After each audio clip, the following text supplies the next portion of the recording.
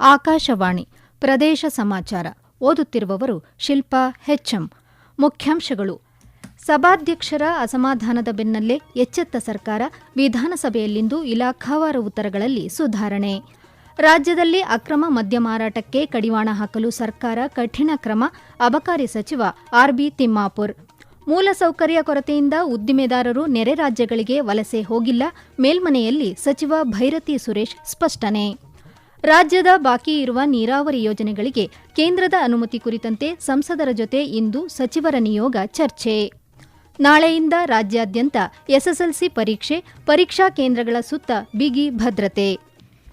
ವಿಧಾನಸಭಾಧ್ಯಕ್ಷ ಯುಟಿ ಖಾದರ್ ಶಾಸಕರ ಪ್ರಶ್ನೆಗಳಿಗೆ ಉತ್ತರಿಸದ ಸಚಿವರು ಮತ್ತು ಅಧಿಕಾರಿಗಳ ವಿರುದ್ಧ ನಿನ್ನೆ ಅಸಮಾಧಾನಗೊಂಡ ಬೆನ್ನಲ್ಲೇ ಸರ್ಕಾರ ಇಂದು ಎಚ್ಚೆತ್ತುಕೊಂಡಿದೆ.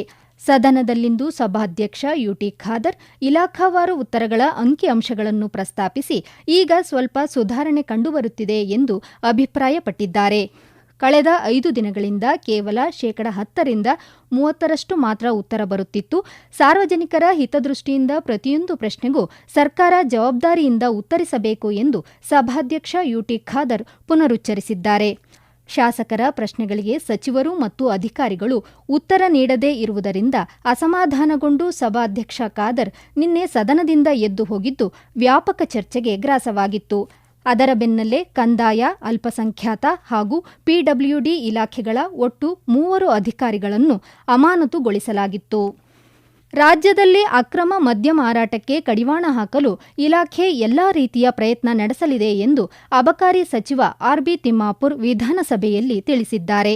ಪ್ರಶ್ನೋತ್ತರ ಕಲಾಪದ ವೇಳೆ ಶಾಸಕ ಬಸವನಗೌಡ ದದ್ದಲ್, ರಾಯಚೂರು ಜಿಲ್ಲೆಯಲ್ಲಿ ಅಲ್ಲಲ್ಲಿ ಅಕ್ರಮ ಮದ್ಯ ಮಾರಾಟ ನಡೆಯುತ್ತಿದೆ, ಮಾದಕ ವಸ್ತುಗಳ ಹಾವಳಿ ಹೆಚ್ಚಾಗುತ್ತಿದೆ, ಹೀಗಾಗಿ ಸರ್ಕಾರ ಕಟ್ಟುನಿಟ್ಟಿನ ಕ್ರಮ ತೆಗೆದುಕೊಳ್ಳಬೇಕು ಎಂದು ಮನವಿ ಮಾಡಿದರು. ಇದಕ್ಕೆ ಶಾಸಕರಾದ ಕರೆಮ್ಮ ನಾಯಕ್ ಮತ್ತು ಶರಣಗೌಡ ಪಾಟೀಲ್ ಧ್ವನಿಗೂಡಿಸಿ, ಇದು ಇಡೀ ರಾಜ್ಯದಲ್ಲಿ ಇದೆ, ದಯವಿಟ್ಟು ಇದಕ್ಕೆ ಸೂಕ್ತ ಪರಿಹಾರ ಕೊಡಿ ಎಂದು ಒತ್ತಾಯ ಮಾಡಿದರು. ಇದಕ್ಕೆ ಉತ್ತರಿಸಿದ ಸಚಿವ ತಿಮ್ಮಾಪುರ್, ಆಂಧ್ರದಿಂದ ಮದ್ಯ ತಂದು ಅಕ್ರಮವಾಗಿ ಮಾರಾಟ ಮಾಡಲಾಗುತ್ತಿದೆ, ಪೌಡರ್ ತಂದು ಶೇಂದಿ ತಯಾರು ಮಾಡಿಯೂ ಮಾರಾಟ ಮಾಡಲಾಗುತ್ತಿದೆ, ಅಂತಹವರನ್ನು ಗಡೀಪಾರು ಮಾಡಲು ಕ್ರಮ ತೆಗೆದುಕೊಳ್ಳಲಾಗುವುದು ಎಂದು ಸದನಕ್ಕೆ ಭರವಸೆ ನೀಡಿದ್ದಾರೆ.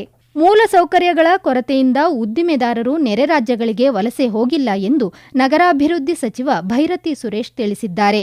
ವಿಧಾನ ಪರಿಷತ್ತಿನಲ್ಲಿ ಇಂದು ಪ್ರಶ್ನೋತ್ತರ ವೇಳೆಯಲ್ಲಿ ಬಿಜೆಪಿಯ ರವಿಕುಮಾರ್ ಅವರ ಪ್ರಶ್ನೆಗೆ ಬೃಹತ್ ಮತ್ತು ಮಧ್ಯಮ ಕೈಗಾರಿಕಾ ಸಚಿವರ ಪರವಾಗಿ ಉತ್ತರ ನೀಡಿದ ಸಚಿವರು, ಬಿಡದಿಯಲ್ಲಿ ಏಷ್ಯಾದಲ್ಲೇ ಅತಿದೊಡ್ಡ ಟೊಯೋಟಾ ಘಟಕವಿದ್ದು, ವ್ಯವಹಾರದ ಕಾರಣದಿಂದ ಟೊಯೋಟಾದ ಮತ್ತೊಂದು ಘಟಕವನ್ನು ಮಹಾರಾಷ್ಟ್ರದಲ್ಲಿ ತೆರೆಯಲಾಗುತ್ತಿದೆ. ಇದಕ್ಕೆ ಮೂಲಭೂತ ಸೌಕರ್ಯಗಳ ಕೊರತೆ ಕಾರಣವಲ್ಲ ಎಂದು ಸ್ಪಷ್ಟಪಡಿಸಿದ್ದಾರೆ. ಕರ್ನಾಟಕ ಕೈಗಾರಿಕಾ ಪ್ರದೇಶಾಭಿವೃದ್ಧಿ ಮಂಡಳಿಯಿಂದ ರಾಜ್ಯದ ಕೈಗಾರಿಕಾ ಮೂಲಸೌಕರ್ಯಗಳನ್ನು ಅಭಿವೃದ್ಧಿಪಡಿಸಲು ಅಗತ್ಯ ಕ್ರಮಗಳನ್ನು ಕೈಗೊಳ್ಳಲಾಗುತ್ತಿದೆ ಎಂದು ಹೇಳಿದ್ದಾರೆ. 2028 ಯೋಜನೆಗಳಿಗೆ ಅನುಮೋದನೆ ನೀಡಿರುವುದರಿಂದ 5,11,732 ಕೋಟಿ ಬಂಡವಾಳ ಹೂಡಿಕೆ ಮತ್ತು 7,16,148 ಉದ್ಯೋಗಾವಕಾಶಗಳ ನಿರೀಕ್ಷಿಸಲಾಗಿದೆ ಎಂದು ತಿಳಿಸಿದ್ದಾರೆ. ಭದ್ರಾವತಿ ನಗರಸಭೆ ವ್ಯಾಪ್ತಿಯಲ್ಲಿ ಕೈಗೊಂಡಿದ್ದ ಒಳಚರಂಡಿ ಯೋಜನೆ ಕಾಮಗಾರಿಯಲ್ಲಿ ಲೋಪದೋಷಗಳ ಬಗ್ಗೆ ತನಿಖೆ ನಡೆಸಿ ತಪ್ಪಿತಸ್ಥ ಗುತ್ತಿಗೆದಾರರ ವಿರುದ್ಧ ಶಿಸ್ತು ಕ್ರಮ ಕೈಗೊಳ್ಳಲಾಗುವುದು ಎಂದು ನಗರಾಭಿವೃದ್ಧಿ ಸಚಿವ ಭೈರತಿ ಸುರೇಶ್ ಮೇಲ್ಮನೆಯಲ್ಲಿಂದು ತಿಳಿಸಿದ್ದಾರೆ. ಪ್ರಶ್ನೋತ್ತರ ವೇಳೆಯಲ್ಲಿ ಕಾಂಗ್ರೆಸ್ ಸದಸ್ಯೆ ಬಲ್ಕಿಸ್ ಬಾನು ಅವರ ಪ್ರಶ್ನೆಗೆ ಉತ್ತರಿಸಿದ ಸಚಿವರು, ವಿಶ್ವ ಬ್ಯಾಂಕ್ ನೆರವಿನಡಿಯಲ್ಲಿ ಕೆಎಂಆರ್ಪಿ ಯೋಜನೆಯಲ್ಲಿ ಭದ್ರಾವತಿ ಸೇರಿದಂತೆ 32 ನಗರ ಮತ್ತು ಪಟ್ಟಣಗಳಲ್ಲಿ ಒಳಚರಂಡಿ ವ್ಯವಸ್ಥೆಯನ್ನು ಕಲ್ಪಿಸುವ ಕಾಮಗಾರಿಯನ್ನು ಕೈಗೊಳ್ಳಲಾಗಿದೆ. ಭದ್ರಾವತಿ ನಗರದಲ್ಲಿ 16 ಕೋಟಿ ರೂಪಾಯಿ ಮತ್ತು ಅಮೃತ್ 1ರಲ್ಲಿ 40 ಕೋಟಿ ರೂಪಾಯಿ ವೆಚ್ಚದಲ್ಲಿ ಒಳಚರಂಡಿ ಕಾಮಗಾರಿ ಕೈಗೊಂಡು ನಗರಸಭೆಗೆ ಹಸ್ತಾಂತರ ಮಾಡಲಾಗಿದೆ. ಅದರಂತೆ ನಗರಸಭೆ ಈ ಒಳಚರಂಡಿ ವ್ಯವಸ್ಥೆಯನ್ನು ನಿರ್ವಹಣೆ ಮಾಡಲಿದೆ ಎಂದು ಸದನಕ್ಕೆ ತಿಳಿಸಿದರು. ಪ್ರದೇಶ ಸಮಾಚಾರ ಕೇಳುತ್ತಿದ್ದೀರಿ.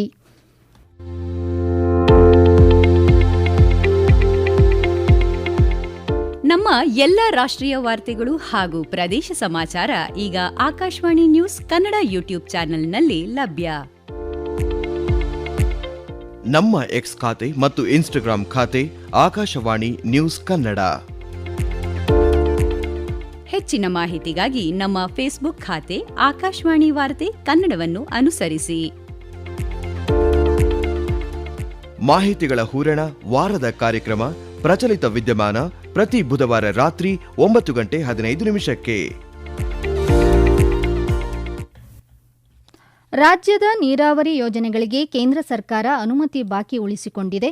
ಈ ಹಿನ್ನೆಲೆಯಲ್ಲಿ ತಾವು ಸೇರಿದಂತೆ ಸಚಿವರಾದ ಎಚ್.ಕೆ. ಪಾಟೀಲ್, ಎಂಬಿ ಪಾಟೀಲ್ ರಾಜ್ಯದ ಎಲ್ಲಾ ಸಂಸದರನ್ನು ಭೇಟಿ ಮಾಡಿ ರಾಜ್ಯದ ನೀರಾವರಿ ಯೋಜನೆಗಳ ಬಗ್ಗೆ ಚರ್ಚಿಸಲಾಗುವುದು ಎಂದು ಉಪಮುಖ್ಯಮಂತ್ರಿ ಡಿಕೆ ಶಿವಕುಮಾರ್ ತಿಳಿಸಿದ್ದಾರೆ. ಬೆಂಗಳೂರಿನ ಕೆಂಪೇಗೌಡ ಅಂತಾರಾಷ್ಟ್ರೀಯ ವಿಮಾನ ನಿಲ್ದಾಣದಲ್ಲಿ ಸುದ್ದಿಗಾರರೊಂದಿಗೆ ಮಾತನಾಡಿದ ಅವರು, ನೀರಾವರಿ ವಿಚಾರಗಳ ಬಗ್ಗೆ ತೀರ್ಮಾನ ಮಾಡುವಂತೆ ಕೇಂದ್ರ ಸರ್ಕಾರಕ್ಕೆ ಒತ್ತಾಯಿಸಲಾಗುವುದು ಎಂದು ಹೇಳಿದ್ದಾರೆ. ವಿದ್ಯಾರ್ಥಿಗಳ ಶೈಕ್ಷಣಿಕ ಜೀವನದ ಅತಿ ಪ್ರಮುಖ ಘಟ್ಟವಾಗಿರುವ ಎಸ್ಎಸ್ಎಲ್ಸಿ ಪರೀಕ್ಷೆ ನಾಳೆಯಿಂದ ರಾಜ್ಯದಾದ್ಯಂತ ಆರಂಭವಾಗಲಿದೆ. ಶಿಕ್ಷಣ ಇಲಾಖೆ ಅತ್ಯಂತ ಪಾರದರ್ಶಕತೆಯಿಂದ ಪರೀಕ್ಷೆ ನಡೆಸಲು ಸಿದ್ಧತೆ ಮಾಡಿಕೊಂಡಿದೆ.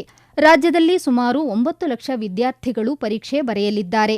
ಪರೀಕ್ಷಾ ಕೇಂದ್ರಗಳ ಸುತ್ತ 200 ಮೀಟರ್ ವ್ಯಾಪ್ತಿಯಲ್ಲಿ ನಿಷೇಧಾಜ್ಞೆ ಜಾರಿಗೊಳಿಸಲಾಗಿದೆ.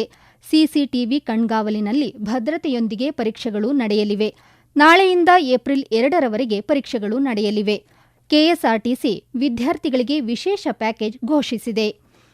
ಚಿಕ್ಕಮಗಳೂರು ಜಿಲ್ಲೆಯಲ್ಲಿ ನಾಳೆಯಿಂದ ಆರಂಭಗೊಳ್ಳಲಿರುವ ಎಸ್ಎಸ್ಎಲ್ಸಿ ಪರೀಕ್ಷೆಗೆ ಸಕಲ ಸಿದ್ಧತೆಗಳು ಪೂರ್ಣಗೊಂಡಿದ್ದು, ಜಿಲ್ಲೆಯ ಒಟ್ಟು 52 ಕೇಂದ್ರಗಳಲ್ಲಿ ಪರೀಕ್ಷೆ ನಡೆಯಲಿದೆ ಎಂದು ಜಿಲ್ಲಾಧಿಕಾರಿ ನಾಗರಾಜ್ ಎನ್ಎಂ ತಿಳಿಸಿದ್ದಾರೆ.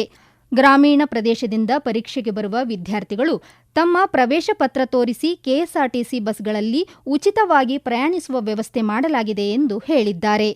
ಉತ್ತರ ಕನ್ನಡ ಜಿಲ್ಲೆಯಲ್ಲಿಯೂ ಸಾಮಾನ್ಯ ಹಾಗೂ ವೇಗದೂತ ಬಸ್ಸುಗಳಲ್ಲಿ ಎಸ್ಎಸ್ಎಲ್ಸಿ ವಿದ್ಯಾರ್ಥಿಗಳು ಉಚಿತವಾಗಿ ಪ್ರಯಾಣ ಮಾಡಬಹುದಾಗಿದೆ ಎಂದು ವಾಯುವ್ಯ ಕರ್ನಾಟಕ ರಸ್ತೆ ಸಾರಿಗೆ ಸಂಸ್ಥೆಯ ಪ್ರಕಟಣೆ ತಿಳಿಸಿದೆ. ಬಳ್ಳಾರಿ ಜಿಲ್ಲೆಯ 65 ಪರೀಕ್ಷಾ ಕೇಂದ್ರಗಳಲ್ಲಿ ಎಸ್ಎಸ್ಎಲ್ಸಿ ಪರೀಕ್ಷೆ ನಡೆಯಲಿದ್ದು, ಇದಕ್ಕಾಗಿ ಜಿಲ್ಲಾಡಳಿತ ಸಕಲ ಸಿದ್ಧತೆ ಮಾಡಿಕೊಂಡಿದೆ ಎಂದು ಜಿಲ್ಲಾಧಿಕಾರಿ ನಾಗೇಂದ್ರ ಪ್ರಸಾದ್ ತಿಳಿಸಿದ್ದಾರೆ. ಜಿಲ್ಲೆಯಲ್ಲಿ 23,271 ವಿದ್ಯಾರ್ಥಿಗಳು ಪರೀಕ್ಷೆ ಬರೆಯಲು ಹೆಸರು ನೋಂದಾಯಿಸಿಕೊಂಡಿದ್ದಾರೆ. ವಿದ್ಯಾರ್ಥಿಗಳು ಯಾವುದೇ ಭಯವಿಲ್ಲದೆ ಪರೀಕ್ಷೆ ಬರೆಯುವಂತೆ ಅವರು ಮನವಿ ಮಾಡಿದ್ದಾರೆ. ದಾವಣಗೆರೆ ದಕ್ಷಿಣ ವಿಧಾನಸಭಾ ಕ್ಷೇತ್ರದ ಉಪಚುನಾವಣೆಯಲ್ಲಿ ಅಕ್ರಮಗಳಿಗೆ ಅವಕಾಶವಾಗದಂತೆ 12 ಕಡೆಗಳಲ್ಲಿ ಚೆಕ್ಪೋಸ್ಟ್ಗಳನ್ನು ತೆರೆಯಲಾಗಿದೆ ಎಂದು ಜಿಲ್ಲಾ ಪೊಲೀಸ್ ವರಿಷ್ಠಾಧಿಕಾರಿ ಶೇಖರ್ ಎಚ್ಟಿ ತಿಳಿಸಿದ್ದಾರೆ.